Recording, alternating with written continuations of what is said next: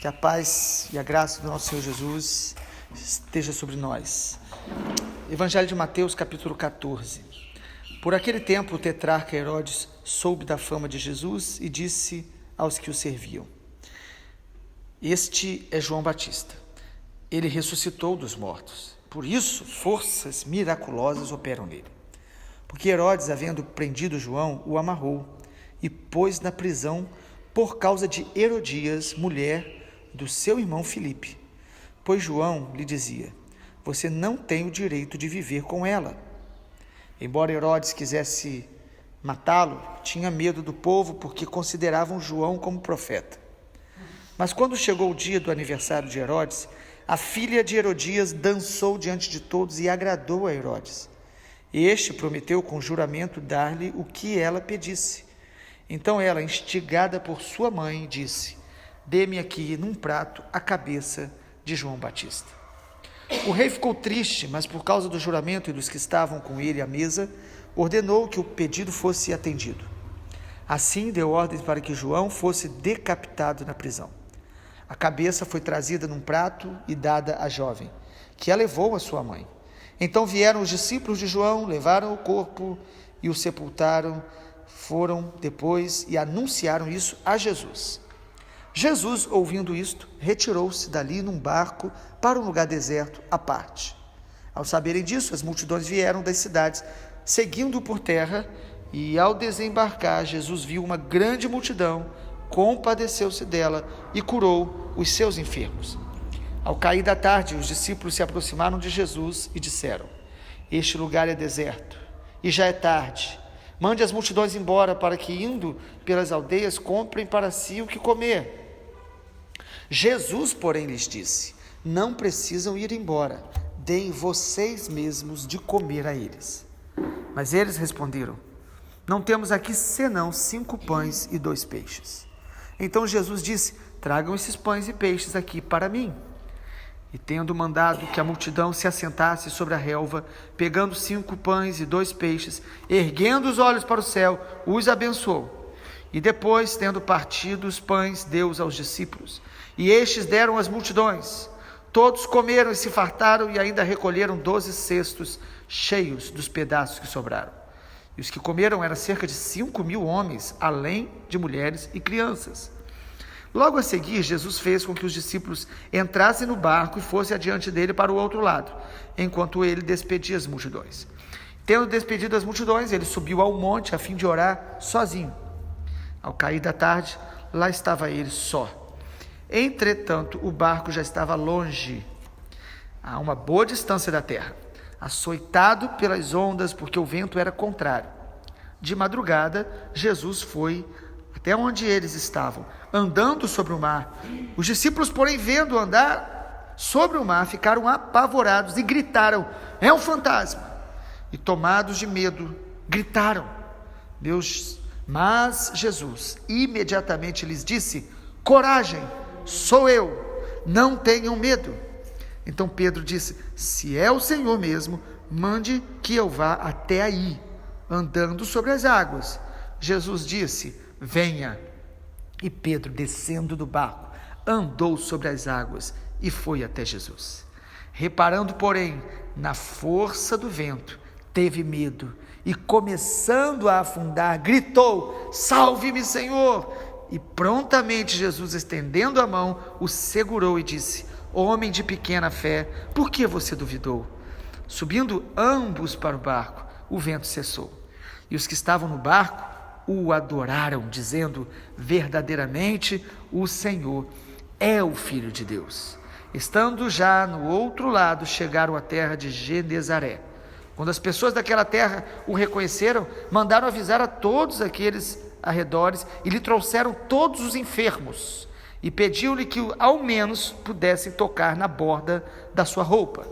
E todos os que o tocavam ficaram curados. Amém. Dando continuidade ao Evangelho do Reino de Deus, o capítulo 14 de Mateus nos fala sobre 4 ensinamentos fundamentais do Reino de Deus. Primeiro, o Reino de Deus vai confrontar os nossos valores e os interesses deste mundo. Irmãos, perceba que o texto fala sobre a morte de João Batista. Por que João Batista morreu? Ele não confrontou a maneira que Herodes governava, a forma do governo.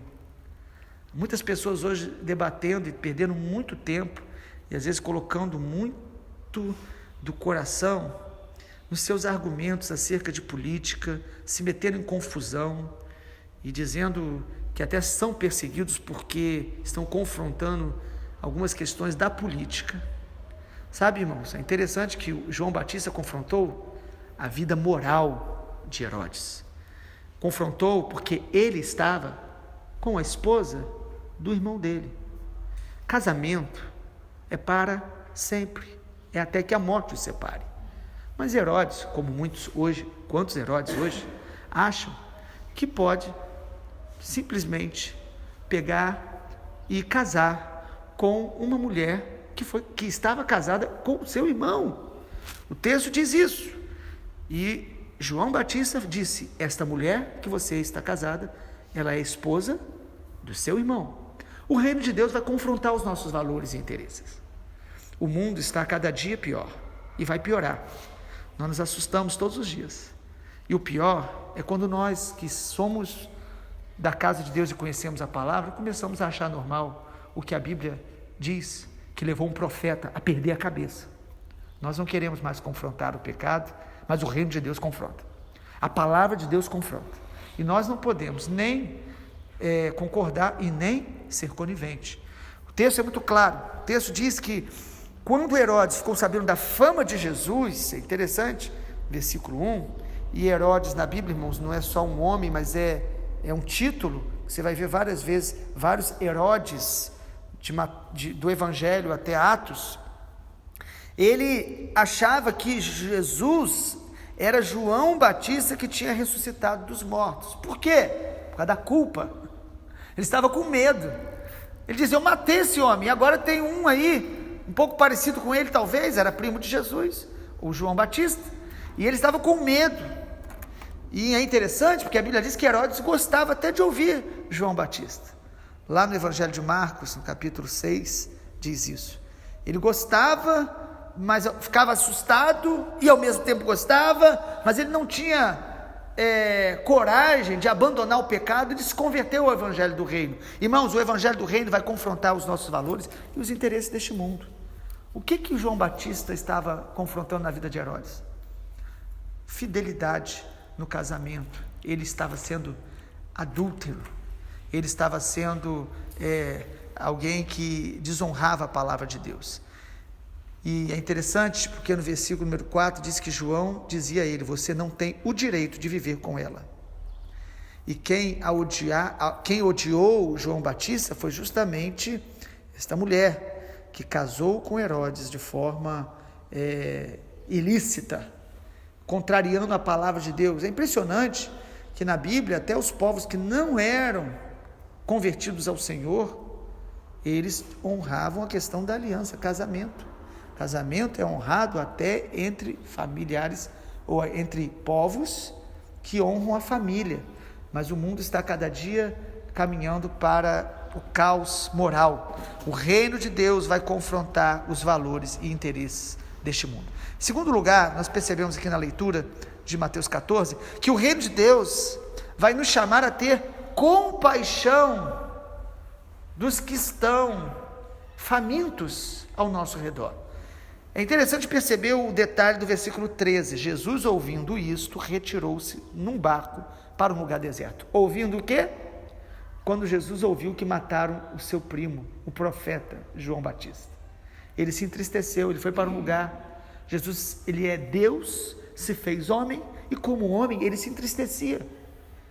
Ele foi para um lugar solitário para orar, estar com o Pai. E ele estava ali, se fortalecendo no Senhor, num lugar solitário. Mas diz o texto que as multidões souberam e foram atrás dele. E aí o versículo 14 diz: e Jesus, quando viu a grande multidão, se compadeceu dela e curou os seus enfermos. Amado, o reino de Deus é algo maravilhoso. Mesmo quando a gente está, às vezes, se recuperando de algum tipo de crise, de tristeza, de dificuldade, nós não vamos perder a capacidade de ter compaixão de quem estiver perto da gente. Jesus estava se recuperando de um momento de luto, de tristeza. Ele estava ali se fortalecendo no Senhor. Mas quando ele vê a multidão, ele se compadece. Não permita que as suas feridas e as suas crises te tornem alguém egoísta, pensando só em você.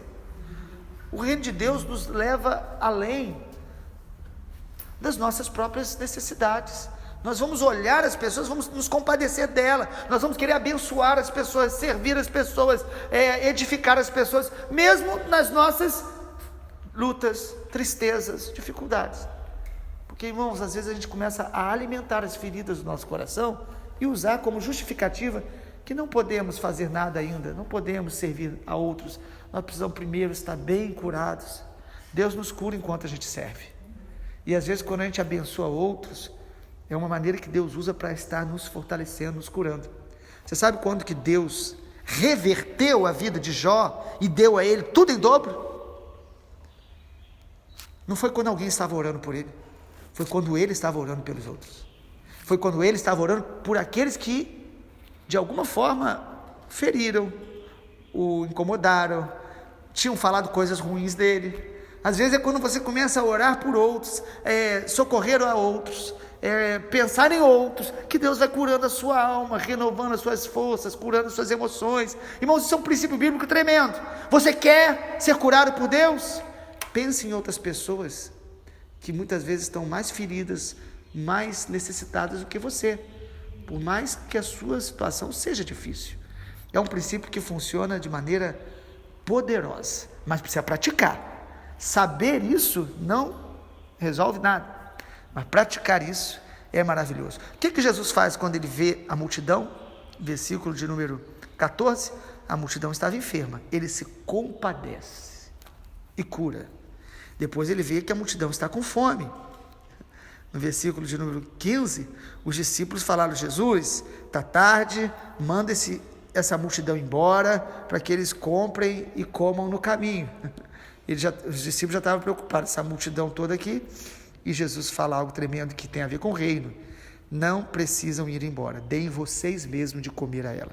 Então, esse segundo princípio do reino é esse. O reino nos chama a ter compaixão, a curar pessoas, a ministrar pessoas, a servir pessoas, a alimentar pessoas, compartilhar um pouco do que nós temos, da palavra, da nossa casa, do alimento que temos. Amado, nós precisamos ter para nos sustentar e para compartilhar com outros. Esse é o propósito do reino de Deus. Tudo que nós temos é para nosso sustento, não é para nossa ostentação, é para o nosso sustento básico e para compartilhar sempre com mais pessoas. Nós precisamos ter esse coração do reino, o reino de Deus. Então, Jesus chama os discípulos que estavam querendo liberar as pessoas, chama os discípulos para participar do milagre de curar e de socorrer os necessitados. Isso é maravilhoso. Você e eu somos chamados a participar dos milagres de Deus. Quando a gente se envolve com projetos, se engaja com a casa de Deus, com aqueles que já estão fazendo, nós vamos fazendo parte dessa manifestação do reino de Deus de socorrer pessoas. E foi um grande milagre, porque ali só tinha 5 pães e 2 peixes. Este milagre foi repetido, inclusive, por Jesus. 2 vezes Jesus fez esse mesmo milagre, e ele fez para ensinar muitos princípios que mais para frente um pouco nós vamos ver, mas esse milagre foi feito a partir de colocar nas mãos de Jesus o que a gente tem. Tem gente que pensa, quando eu tiver muito, eu vou ajudar muito. Não, nós precisamos ajudar com o que a gente tem. O que eu e você temos, colocando na mão de Jesus, ele multiplica. Ele edifica pessoas, ele socorre pessoas. Jesus manda eles se assentarem, em grupos, organização. É muito importante a gente se organizar para experimentar milagres de Deus. Jesus abençoa os pães. É muito importante você agradecer pelo que você tem, para que você possa experimentar a multiplicação de Deus na sua vida. Seja grato pelo que você já tem na sua mão. Não fica murmurando por aquilo que você não tem, e nem achando que só quando você tiver mais, mas seja grato. Jesus abençoa, ele dá graça por aqueles pães, e ele divide, e todos se fartam, e sobra bastante. Jesus manda recolher. Seja alguém, irmãos, que não desperdiça aquilo que você tem. seja mais organizado, para não desperdiçar, para não jogar fora, para não fazer coisas desnecessárias. Tudo isso tem a ver com o reino de Deus. Irmãos, o reino de Deus não é uma religião. O reino de Deus é a forma de pensar, a forma de agir do céu no nosso coração. É ser guiado pelo Espírito Santo. É ser imitador de Jesus na forma que a gente administra todas as coisas na nossa vida. Nosso coração, nossos pensamentos, que a gente fala, nossos relacionamentos, nossas conversas, tudo o que fazemos precisa ser feito à luz do reino de Deus, para que a gente possa experimentar realmente a vontade de Deus em sua plenitude. Sabe quantos que tinham ali para se alimentar? A Bíblia fala de uma multidão que tinha 5.000 homens. Era uma questão cultural de não contar mulheres e crianças. Você imagina, sempre a gente tem mais mulher do que homem, possivelmente deveria ter umas 15.000 pessoas ali, e todos comeram. Irmãos, Deus não deixa faltar o que é necessário. Às vezes pode estar faltando para você e para mim alguma coisa que a gente gostaria de ter melhor, um conforto maior, né? Mas tudo isso não é necessário, não vai resolver a nossa vida. Nós precisamos ser gratos pelo que a gente tem e reconhecer que Deus sempre vai nos dar o necessário, o suficiente. Deus é poderoso, o reino de Deus muda a nossa mentalidade. Nós vamos ser agentes da compaixão de Deus. Terceiro lugar, o reino de Deus nos ensina a confiar no caráter e na palavra de Jesus. Esse é o terceiro ensino do reino que a gente vê em Mateus 14, confiar no caráter e na palavra. Versículo 22 até o 32, é uma manifestação milagrosa de Jesus que também nos chama muita atenção. Jesus, depois de multiplicar os pães, ele fez com que os discípulos entrassem no barco. No original grego dá uma ideia de que Jesus meio que empurrou, falou assim, vamos, entra no barco e vai para o outro lado. Como se eles não queriam muito, porque eles eram pescadores, e eles perceberam que o mar, o tempo, estava meio agitado, o vento estava contrário, e Jesus falou, vamos, entra, e eles obedeceram. Ele é o Senhor, amém? Jesus é o Senhor, é o Mestre. Ele não é pescador como eles eram, mas ele é o Senhor de todo o universo. Ele conhece os ventos, os peixes, e sabe até o que está dentro do peixe. Então eles obedecem a Jesus sem entender muito. E o texto diz que Jesus subiu ao monte para orar sozinho, novamente. Perceba que Jesus precisava estar sós com o Pai. Às vezes eu e você achamos que temos que fazer muitas coisas, nos ocupar muito, trabalhar muito, estar com todo mundo, os nossos amigos, e nós não temos tempo de qualidade a sós com o Pai. Jesus se retirou sozinho para ir no monte. Irmãos, eu penso que nesse momento, o texto não fala, mas eu penso que nesse encontro no monte, o Senhor Jesus recebeu revelações muito especiais do Pai. Eu penso que foi um momento glorioso, porque a maneira que o texto mostra, que quando estava caindo a tarde, Jesus viu de longe o barco, já estava longe, açoitado pelas ondas e o vento contrário, e Jesus opera essa maravilha diante deles, para ensinar a eles. Amado, Jesus não faz milagre apenas para dizer que ele pode fazer milagre. Ele faz milagre para nos ensinar, nos aproximar dele, renovar nossa fé, glorificar o nome dele, trazer glória ao nome dele. E aqui Jesus vai e caminha sobre as águas. Versículo 25 diz que foi de madrugada. É certo que é uma cena que assusta. Às vezes a gente lê e acha graça, como que pode eles se assustarem? Talvez fosse eu e você, a gente ia pular no mar de tanto medo, né? E os caras assustados e gritando, apavorado. Não é só mulher que grita quando está com medo, não, né? Um monte de homem gritando no barco. Imagina, porque não era só um homem, eles viram um homem glorificado, eles viram ali o brilho da glória de Deus em Jesus, e gritaram, é um fantasma, todo mundo com medo, mas Jesus disse, coragem, sou eu, não tenham medo. Quantas vezes a Bíblia vai mostrar que Deus fala isso para o seu povo? Irmãos, eu e você hoje temos desafios, mas Jesus sempre vai nos falar, coragem, não tenha medo. Enfrente os seus desafios internos e externos. Não enfrente na sua força. Quando Jesus fala coragem, não tenha medo, ele está dizendo, enfrente comigo, eu estou ao seu lado. Quando eu estou ao seu lado, você não tem por que ter medo de ninguém e de nada. De ninguém e de nada. Quem se prostra aos pés de Jesus não vai se prostrar diante dos problemas, das ameaças e dos homens e de Satanás. E Jesus fala: coragem, não tenham medo. E aí Pedro diz: que fé de Pedro, irmãos. A gente entende muito mal às vezes isso. Pedro queria apenas uma confirmação. Ele falou: se é o Senhor mesmo, mande que eu vá até aí. Por que Pedro fala isso? Porque Pedro sabia o que era ser um discípulo. Um discípulo era alguém que imitava o que o mestre fazia. Jesus nos chamou para fazer tudo aquilo que ele fez. Então, se é o Senhor, eu posso fazer o que o Senhor está fazendo. Irmãos, que fé maravilhosa. Só que Pedro não era precipitado para fazer isso sem que tivesse um comando de Jesus, uma palavra de Jesus. Jesus não nos chamou para fazer tudo o que a gente tem vontade. A gente leu na Bíblia e quer imitá-lo sem ele ter dado uma direção. Então Pedro diz assim: ó, se é o Senhor, mande que eu vá. Ou seja, Pedro queria uma palavra de Jesus. Você sabe o que o reino de Deus nos ensina? A confiar e a andar no caráter e na palavra de Jesus. O que Pedro fez aqui foi: se ele falar, eu posso. Se ele mandar, eu consigo. Se tiver uma palavra dele, tudo é possível.